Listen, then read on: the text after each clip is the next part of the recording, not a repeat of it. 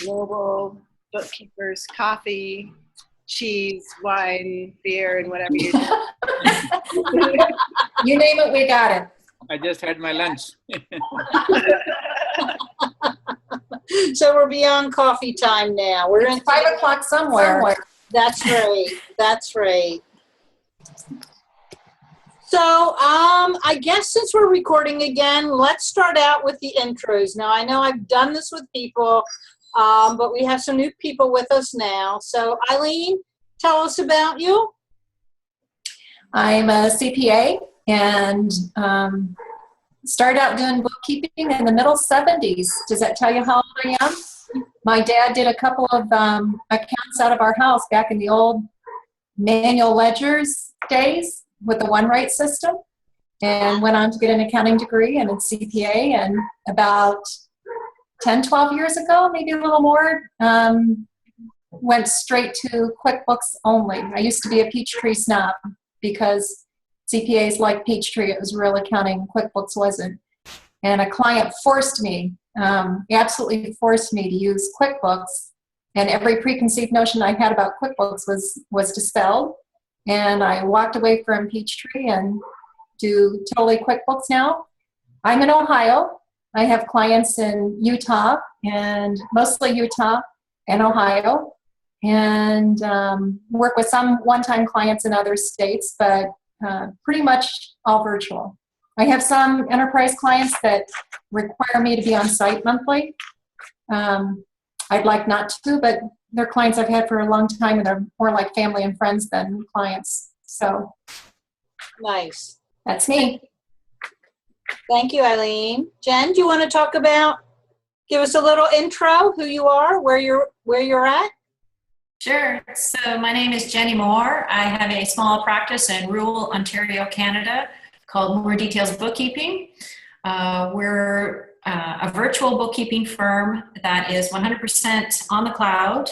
Our team is located throughout Canada, and we're also paperless as well, which has earned us the title of being QB Firm of the Future for Canada. So there. Nice, nice. And you also have Jen's approved apps. That's right. Jenny approved apps. That's right. I love that. And the one today rhymed with rap. That's right. Christy, can you hear us? Are you with us? Maybe. Yes. Okay, do you want to tell us who you have with you and where you're at? Well, I'm with Shelly. Shelly? Oh, okay, I'm sorry. They got two connections. Okay, got it, got it. So do you want to do this in Shelly or do you want to do this mine? Well, I'm hearing an echo now, so. Better, yes. Okay. So, yeah, so we're in the Seattle, Washington area, and we're sort of all over the place within the Puget Sound. My name's Christy Monahan, and I own Dynamic Bookkeeping. I'm totally in the cloud and virtual, so I like to focus on clients who leverage technology and want to learn more about their bank statements or their financial statements so they can make good business decisions. I really like working with nonprofits and professional services and anyone who's got a point of sale system that they can't seem to make function with QuickBooks. That's my specialty. Is there anyone else there that would like to share your story? I literally just walked in. I'm not even sure where I am at this point. Okay. I am Martha, and I have Miller Bookkeeping. And I've had my own bookkeeping practice for about 4.5 years now. And I specialize in companies that need more day-to-day operations like bill pay and some invoicing, things like that. And I've moved to Seattle a couple of years ago from Louisiana, so most of my client base is still in the South. Awesome. So, primarily bookkeeping. We specialize in shoebox clients who need their stuff organized on a once-a-month basis. Definitely not daily, and definitely not people who want to organize their financials. More of the people who are super stressed out and just need it dealt with until they can grow big enough to deal with it for reals.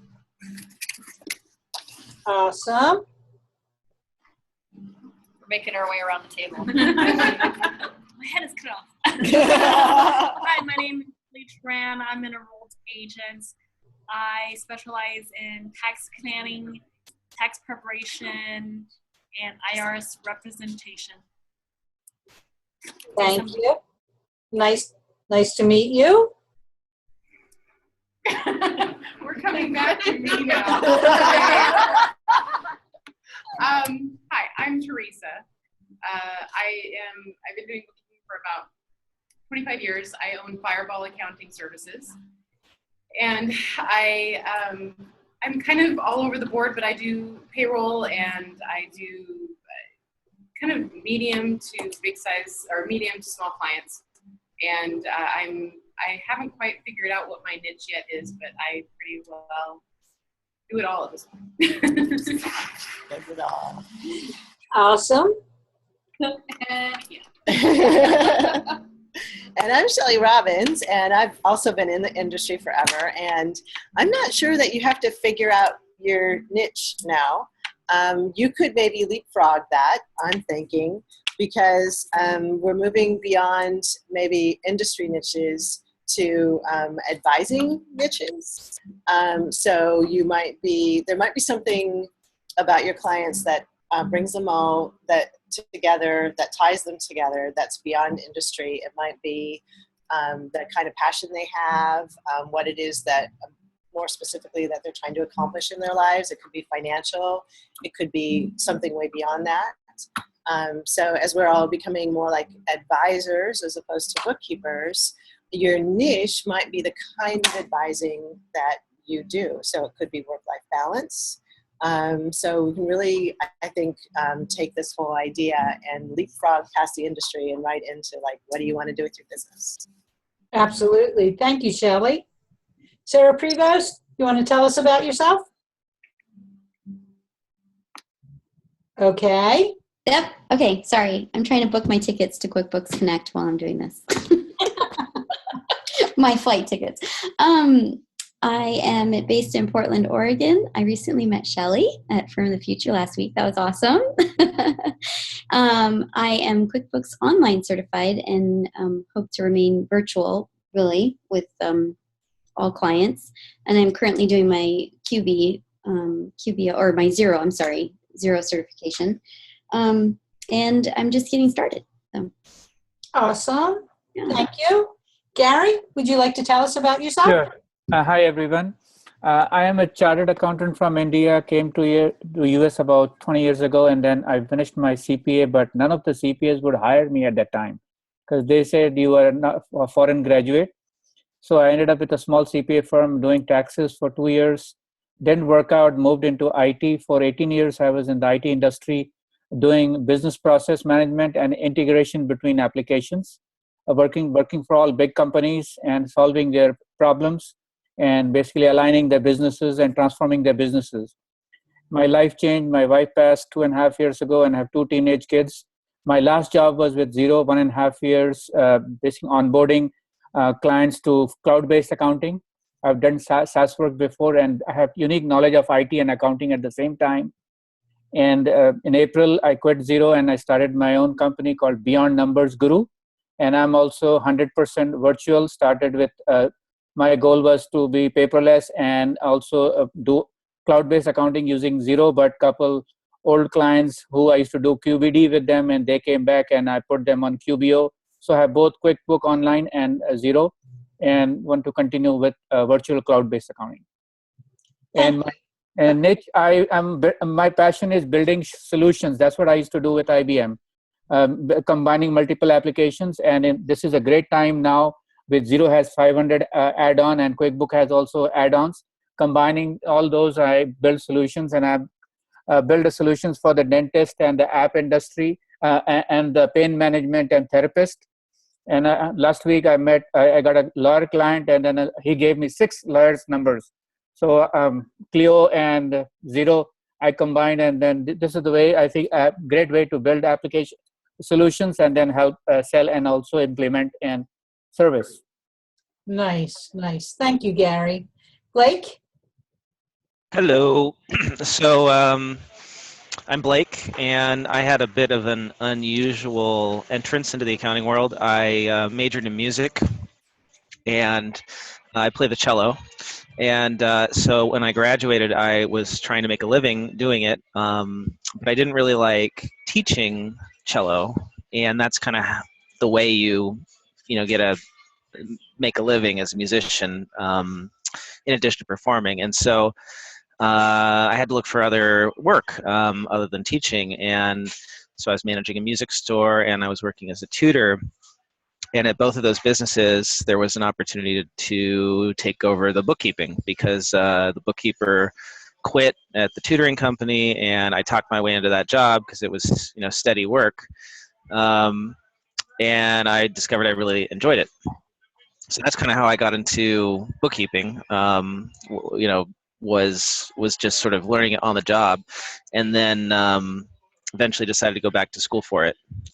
So while I was in school for accounting, I came across, I was doing desktop bookkeeping as sort of a way to put myself through school, and I was looking for solutions because driving around in LA really, really is terrible.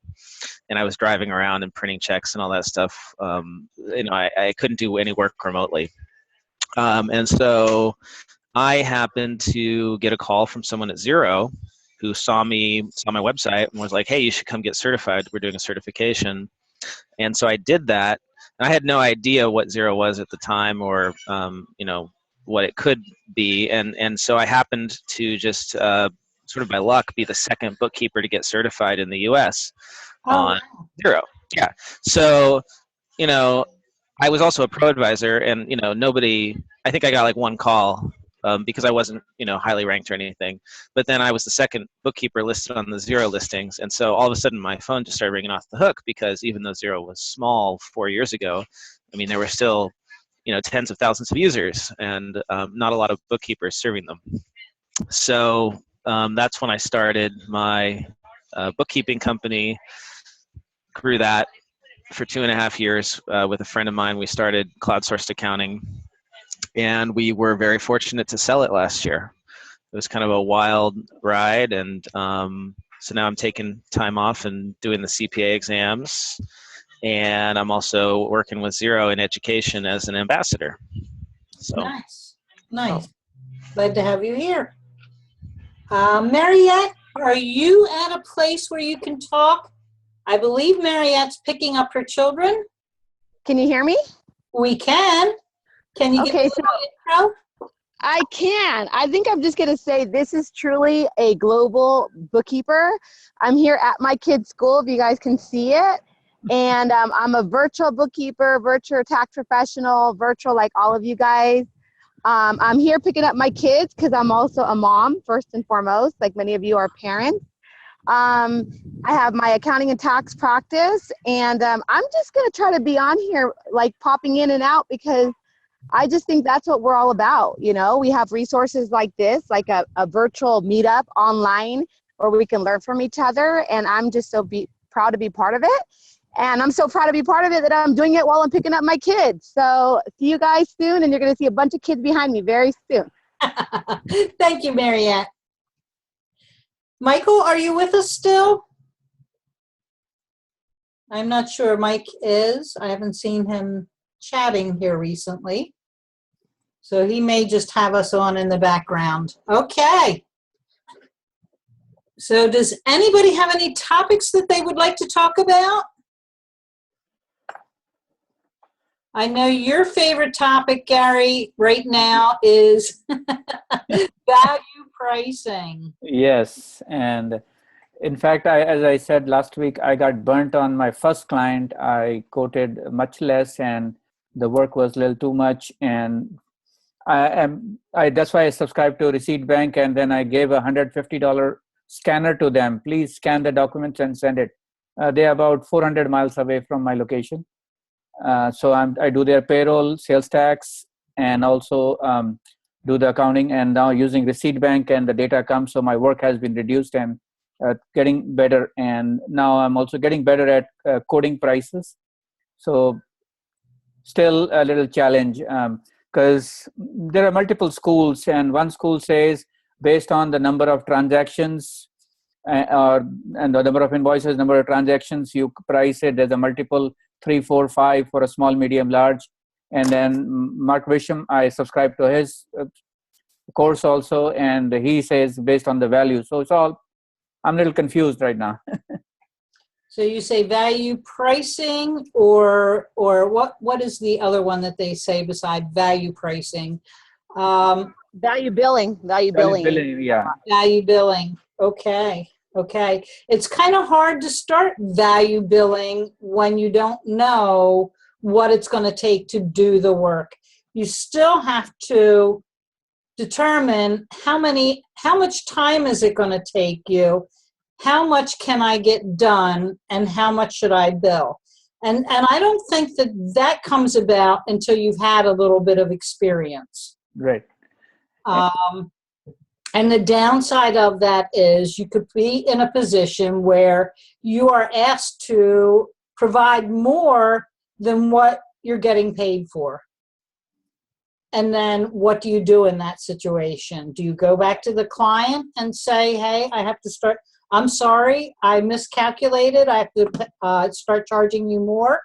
And still at that point, you probably are not getting what you should be getting for that engagement. Yes, and the first client, in fact, my logic behind giving low was they are opening up 4 more locations, and they said, hey, you'll be the one for all all the remaining locations also, which will come in the next 3 to 6 months. And I agree, because I don't have much experience doing it, but I've been doing QuickBook Desktop, helping over many years, but not real booking. My work was software industry, and I got paid heftily for that. And when I compare to that, I feel I'm getting peanuts, but it's still, since I'm starting, so I can live with that. And again, my personal philosophy is 60 to 80%, I want to do it automated way, because so that I don't, if I want to do value billing, I have to do it more and more automation. Absolutely. I was looking at some questions that we're having. One question is, how do you handle fraudulent transaction when owner is responsible for the fraud? That's very interesting. That happens in a lot of cases, a lot more cases than what you would think. And how do you determine if it's fraud or not? Or is it the client that's just not educated on tax laws? Do we have any comments? Well, I could comment on this because I'm kind of going through this right now with a client. And I think the one big thing I want to say is that as bookkeepers, we really have a lot of influence. We decide what companies we're going to work with. The companies that we work with always do better because of the things that we do for them. So just by who we decide to work for, we already influence the success of a business. But when it turns out that the owner's committing fraud, then we have an opportunity to hopefully be able to turn that around. And it can be a really big responsibility, especially when the numbers are really big. And there isn't necessarily, I looked into the whistleblowers info recently, because the thing that I'm dealing with is $300,000 worth of unreported wages. Oh. And she's like, what? Yeah. But we're like on the front lines. We're the ones who find it out and have to tell the clients that, that they have to remedy the situation. And so I just went through that, and I spent like a week covering my ass with documentation right and left, and making sure everybody knew what was going on, and firing my client as cleanly as could be. And so that was your solution, was to fire the client? I tried they're not necessarily fired, their engagement is ended. And it turned out that there's another agency who's processing the payroll. So in this situation, I was able to basically rat them out to the payroll agency so that they're the ones who are going to be able to do the work to fix the problem. If it turned out there wasn't a payroll company involved and somebody was going to have to sit and key in a bunch of data, I might have had one of my people do that for her, because she did agree that she was going to remedy the situation, file 941 X's, and get everything fixed. But in this case, I passed it on to another agency to do that part of it. And I'm using Practice Ignition, and I'm really grateful for it, because when I wrote up an engagement with her, it had an ending date, and our engagement is over. And that was easy. That made that easy. So yeah, it was already over. Know that she was committing fraud? Did she knowingly do that? Or did she not know the rules and regulations?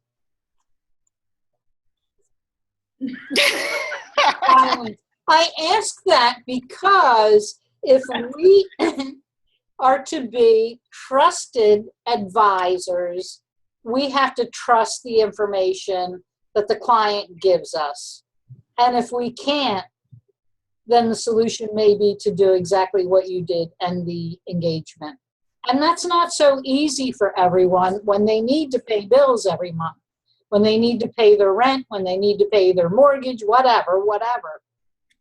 To fire a client means that you're not going to get as much income also. You know what? One thing I never worry about that. There's always more work that I can do. It's been that way since I jumped into this industry 25 years ago. And then in speaking about trust, as soon as the client and I had a conversation, as soon as that moment hit where both of us, she knew she was doing something wrong because I was telling her she was doing something wrong, that's where everything stops. And so she wasn't lying to me. She told me what she was doing, and I said, you can't do that. I don't know if she knew she couldn't do that before we had the conversation. But that's when everything comes together, and it's just like, you got to put the brakes on. So she either had to follow your advice or you were ending the engagement. And yeah, I basically outsourced the advice by sending an email to the payroll company saying that there's all this hidden wages, and they're going to have to file 941Cs, and they're going to have to do W-2Cs for 2005. I just laid it all out and said that I wasn't the right person to do that job. Obviously, the payroll service was. Plus, everything that I had committed to doing in my engagement in Practice Ignition was completed. I did everything I said I was going to do, and the time frame had ended. So I just sent a final email to her, advising her that our engagement was over, and she could contact me if she needed something in the future. Awesome. I wasn't the one who brought this question up, though. Somebody else want to share? Oh. It was somebody who's not here right now. I'm happy to share. I've had a little bit of experience in this area, and is that all right? Am I clear? Go ahead. Okay, good. We're listening. So, it's like sometimes, you'll say, what my feeling is that if I'm not the tax preparer, if I'm not doing the filing, then my job as the bookkeeper is to categorize the transactions, put them in the appropriate buckets, right? And make it clear to whoever is going to be filing and whoever is going to be doing that compliance responsibility what's going on. So, if a client wants to run a bunch of personal expenses through their business MasterCard or, whatever it may be, that's probably the most common thing that happens, then, I'm going to categorize them appropriately. And then, it's really up to the business owner and their tax preparer to decide whether or not those are deductible expenses. And that way... When you say categorize them appropriately, are you putting them, we'll say, for example, to an owner draw account, or are you putting them to an expense account and leaving it there? So what I started doing a while back was creating personal owner draw accounts for personal expenses. So on my default chart of accounts, I've got a bunch of equity accounts that say personal medical, personal groceries, personal blah, blah, blah. Something's clearly personal and I'm responsible for categorizing the stuff. I stick it in there and it all rolls up into an owner's draw account.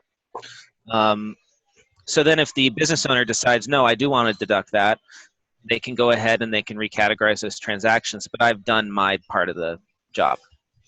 So it's not my job as their bookkeeper to tell them what they can do legally. Absolutely, absolutely.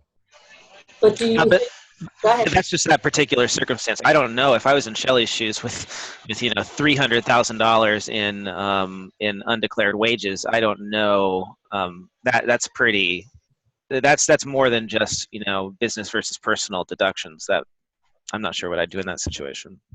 I put it all in uncategorized, and then Yeah. I published reports with the uncategorized there for my documentation of where I had left things. But I do still have the question remaining of whether or not I could possibly incur any liability in that she could change that from uncategorized to wages if she wanted to, and publish a new set of reports. And her zero account is under my zero account. Oh, okay. Yeah, and there's an audit trail, so it's really easy to see who did what. And she doesn't have anything in writing from me saying that you should recategorize that. You weren't responsible for running payroll. She had a payroll processor. So if you weren't involved in it and you're just historically categorizing transactions, that I find it hard to believe somebody would try to hold you responsible, but I who agree, knows? and I'm really grateful for the audit trail. Actually, Yeah. I also have a little perspective on this. One of my client is in the auto industry, and what I heard, and they have been EDD audit and the sales tax audit both at the same time. And I'm getting good experience, and I told them, hey, I have to charge a lot extra work because I'm spending extra time collecting documents for you. And from EDD perspective, and his point is that if I don't pay under the table, there are other guys opposite who are my competitors, they are paying. It's rampant in the industry. And I spoke to the EDD rep and I said, is this something? They said, no, we are targeting auto industry and the retail industry, which has a lot of underreported wages. So we are going through that audit right now. Okay. And it's a new client I just got it. So, and I told him when I saw it, I said, why are you putting this extra cash payment in as a sublet labor category? And we have sublet meaning giving work to some other contractor to do the work. And they're not contractor, they're employees. But I'm continuing. Your hand? No Pardon? trash anywhere? Pardon? Can you repeat that question, Shelley? We didn't hear.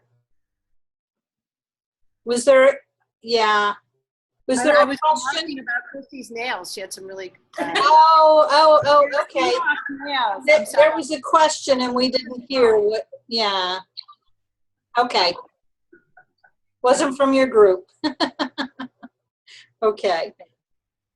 Well, I've had questionable transactions. I have a client that deals in South America, and he tells me that he has to have cash to pay sometimes. It's easier to pay some of his vendors by cash than to pay by credit card. So when I'm doing the bookkeeping and I see an ATM withdrawal of several $100s, I can't make the decision of where to categorize that. So I create an account called Ask and then the client's name. So it would be like Ask Tom or Ask whatever. And I will put those questions or those that I can't determine, are they business, are they personal, what are they? I will put them in that Ask category. Like Shelley used uncategorized transactions, I use the Ask Client transactions. Then I will create a report, an Excel report, and send it to them and tell them, categorize these transactions for me, and then I put that into QuickBooks. But nothing that was so obvious as what was happening with Shelley. I mean, mine are just mostly travel expenses. That, does it belong to travel? Was it personal? What, you know? So that's my solution to that question. One other thing that's good for CYA is when you're sending reports to a tax preparer, always include the client and include the general ledger detail. And say, please review. Absolutely. Right? Because if they have the detail of all the transactions in there and they didn't review it, that's on them. Absolutely. Good. Absolutely. Absolutely. That should be SOP, standard operating procedure.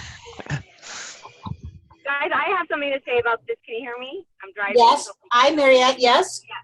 Hi. So I kind of have a different take on this because I am the accountant and the tax preparer most of the time. And, you know, a lot of the bookkeepers that I work with, because a lot of times if my client gets really big, I actually help the client hire a bookkeeper. And then we create a collaborative team effort where it's the bookkeeper, myself, and the client.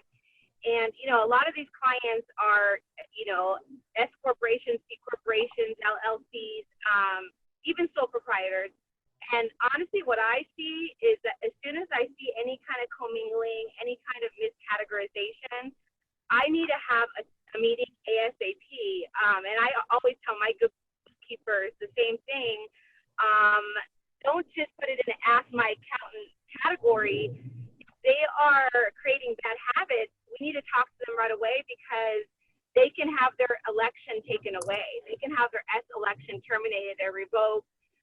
They can have, you know, they're not acting like an S Corp. They're not acting as an LLC. They're not separating shareholder transactions, you know, whether it be a distribution or a loan. Should it really be, you know, reasonable compensation?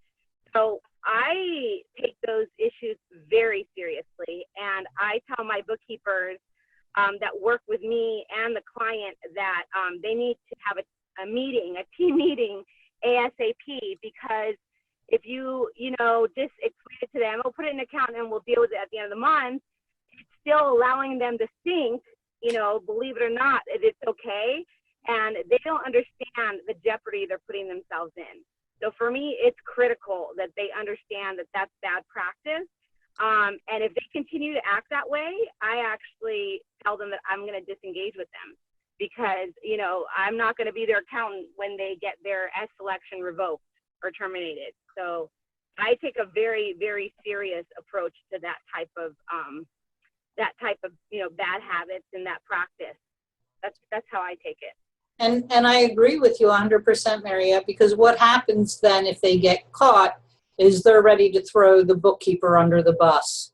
The bookkeeper is the one that they're going to say, oh, you never told me. And do you have any kind of paperwork where you have said that? Yes, no, maybe. So it is a serious issue. Yeah, and I do. I make sure it's in emails. I make sure we document that we had the meeting. And then, you know, the year later, if I know it was a client that was doing that, in the engagement letter, I make sure they know that they should have been paying themselves reasonable compensation. And, you know, I honestly kind of give them the scare tactic. I mean, you know, being an IRS enrolled agent, you know, I definitely need them to understand that I'm on their side, but I also have to, full disclosure, be letting them know, you know, what kind of jeopardy they're putting themselves into. I also have to make sure I'm being ethical, and I don't want to lose my license. So we all have to be on the same page, and if they don't want to be on my page, there's thousands of other accountants that can work with them. I'm not going to be one of them. And so that's a really big deal for me. I have a question, and Lily's here. She's an EA. She might be able to help with this one. If you're an EA or a CPA, at what point are you like obligated to, are we at any point obligated to report fraud? And I know we have to report it to the owners. That's in the letter of engagement. It says, if I see fraud, I will bring it to your attention. But is there an obligation beyond that, especially if you are an EA or a CPA? Well, I was going to say, I was going to agree with, I don't know what her name is, Marriott, about, so the way I approach clients is I write them a letter and I advise them, because my job is to advise them of the problem, the solution, the penalties to that. And I just write them a letter. I mail them a letter. I'll email them a letter. I'll keep a copy of the letter in case if they ever get audit, I have a letter to show the auditors that I did do my job, my due diligence and compliance of what I need to do. And, you know, and that has happened where clients get audit and then we're like, okay, here's a letter that we did advise our client and they chose not to listen, and they understand that there are penalties and, you know, there could be a possibility of them having to pay and maybe going to jail and things like that. But we're not under any obligation in our profession to report. Well, Shelley, that's a good question, because are obligations different for bookkeepers versus CPAs? Yeah, as an EA, we are absolutely under an obligation. I mean, we actually have ethical standards that we have to fall under. There's actually an IRS circular code that we have to, you know, strict code that we have to follow. So as soon as we know our clients are engaging in unethical practices, we need to try to straighten them out. Obviously, of course, it's relative to how bad they're doing. You know, hopefully we can correct the issue and the client's willing to be on the same page. But if we're not, then yeah, of course, we're very liable for their bad practices. Absolutely. I'm talking from an enrolled agent's perspective.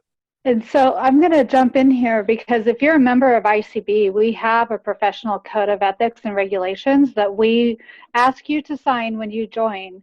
And if you haven't read it, I can get it back out to all of you. But basically, we do say this. We do ask you to report anything that is unethical. We do ask you to stand up and report all behavior that you feel is not appropriate. And that's one of the things that we want to help monitor, because there are a lot of people who will do things that are probably not the way that we would want them to be represented. So by that, we really try to have investigation hearings or discretionary hearings if we need to, just so that we can, you know, find out what is going on with the bookkeeper and what's going on with the business, but also to hold you to a standard. Again, there haven't been a lot of people in our industry, let's just face it, that have known what a code of ethics is. So I think introducing it here into the United States and saying bookkeepers must hold themselves to a set of ethics is something that we need to do. I agree, Jan. I agree. And, you know, I want to jump in and say I was so happy when I re-upped my Zero certification recently and downloaded my terms, my logos and such, and got with that a PDF that was a code of ethics. And it was so wonderful to see that you're certified on the product, and here as a company is how we would like you to represent us and to practice. And it was really simple things like communicate clearly, be honest, don't speak above your client's head. Like, it was really obvious stuff, but it was so wonderful to get an actual code of ethics along with my certification. Absolutely, absolutely. Shelley, you're muted. You're muted. Busted. Muted.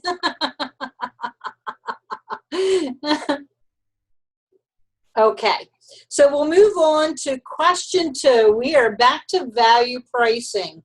So if you have value priced a client, how do you handle scope creep?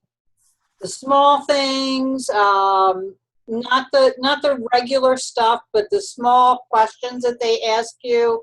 Do you take phone calls? Do you email them back? The things that you didn't account for when you originally did your engagement letter. So, anyone want to jump in there? As a premise of the new way of doing accounting is real time and open, we say you can call as many times. We put on our website 24 hours available. or something like that. And I have that relationship, and I noticed that when you start the engagement, then you have quite a few calls, but over time they get used to it, and then it's a lot less.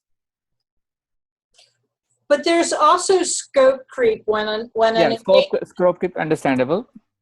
starts and your client has X amount of bank accounts and X amount of credit card accounts, and you're doing their bookkeeping. All of a sudden they open another credit card account. Then they open another credit card account. This is scope creep, where you're doing the work and it just continues to be added, but you haven't increased your price. How do we handle that? Shelley, you're laughing. Are you laughing with us, or are you in your meeting? Sorry. Go ahead, Shelley. I can tell later. Oh, no, go ahead. I'm listening. Being new in practice, when I start with them and in my letter of engagement, along with the letter of engagement, I prepare a list of, attached to it, a list of number of banks and number of credit cards and number of vendors and customers. And then I'm hoping that if it increased, then I have a trail I can show, okay, I started with 4 banks and such number of vendors. But now, and after 6 months, I see you have 6 banks and double the number of vendors and double the number of suppliers. My work has increased. Maybe we can talk a little more about increasing the price in spite of maybe raising the value bar a little bit more to the next level. And so I'm going to jump in here. I actually do this at the end of the year, every year, look at my clients. What was my engagement letter? What am I actually doing? And that will determine if they are getting an increase for the year. Now, I'm beginning to wonder if once a year is not soon enough. I should be doing it maybe every 6 months or maybe quarterly or something like that. I actually do it quarterly. So it's every 3 months when we first start, and then we set a price for the first year. So it's a little bit different in terms of pricing. And then for scope creep, we look at the account every 3 months and take a look and see, because I just don't feel like things stay the same for an entire year nowadays.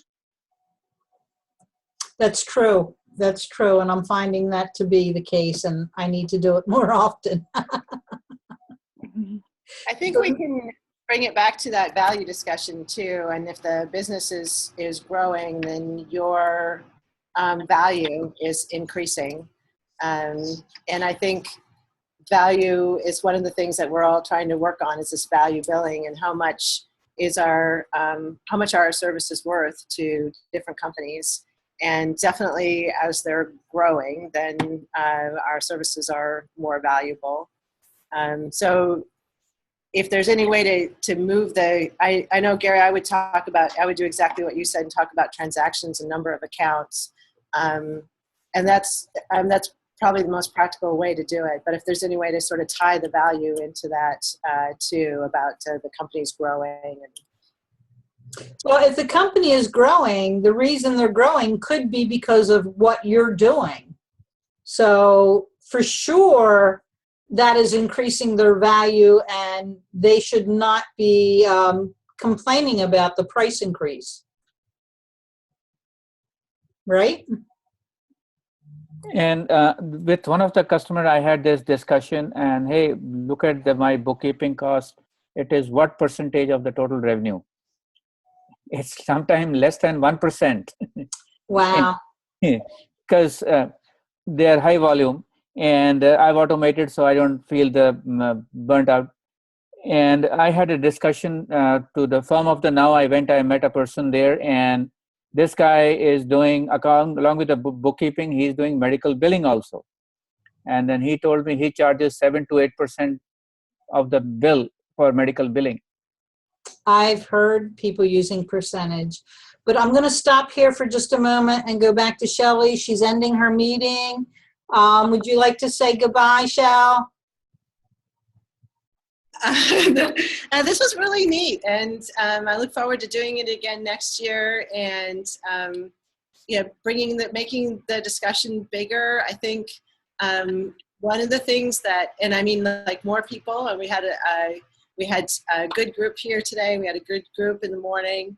And I think as our practice grows and the economy becomes more globalized, and also there's like 1 million more apps. I mean, we've got 500 that sync with Xero right now and like 300 that sync with QBO. Maybe 2-3 years from now, we're looking at 3 times that amount. There's no way any of us are going to be experts on all of them. So I think as we continue to like specialize in certain apps and certain practices and certain ways of doing advising, that we'll need to be able to reach out to each other more and connect to do a very specific thing. For instance, something that Gary maybe does would be something that I wouldn't know how to do. And so we need to probably learn to trust each other and have more of these conversations so that we can work together and not have to learn every single app and every single process individually. Absolutely. Thank you, Shelley. Take care. Bye, guys. Bye, everyone. Bye, guys.